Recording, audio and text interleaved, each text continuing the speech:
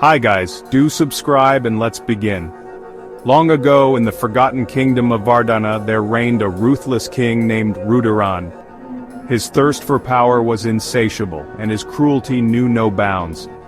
He conquered countless lands, leaving behind a trail of blood and despair. The people of Vardana feared him more than death itself, whispering tales of his wrath in hushed voices. One fateful night an old sage arrived at the gates of the grand palace. His tattered robes fluttered in the cold wind. The guards hesitated to let him in, but the sage demanded an audience with the king, claiming to bear a prophecy. Intrigued, Rudaran allowed the sage into his golden throne room, where torches burned dimly, casting eerie shadows upon the stone walls. The sage's voice was like the rustling of dead leaves as he spoke. "Your thirst for power will be your downfall, O king. The blood you have spilled will rise against you. Before the next full moon your sins will return to claim you." Rudaran laughed, his voice echoing through the hall.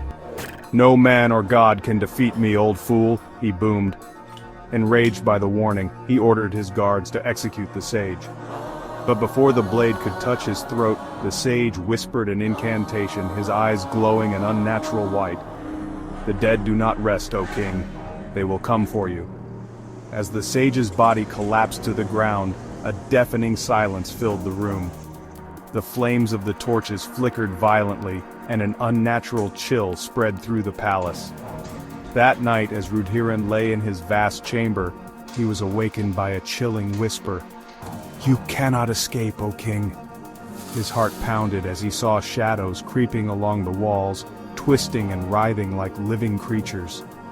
The room darkened unnaturally, and from the shadows emerged figures, faceless, hollow-eyed, and drenched in blood. The ghosts of those he had slain. Rudaran reached for his sword, but his limbs felt like stone. A cold hand gripped his throat and whispers filled his ears, accusing, condemning, cursing. He tried to scream, but his voice failed him. By dawn the palace was eerily quiet. When the guards entered the king's chamber they found him seated upon his golden throne, his eyes wide in terror, his face twisted in a silent scream. His body was cold and lifeless, but the whispers still lingered in the air. The kingdom of Vardana fell into ruin, its people fleeing in fear. And to this day, travelers speak of the cursed ruins, where the ghostly wails of a tormented king still echo under the moonlight. Don't forget to like, share, and subscribe for more chilling tales.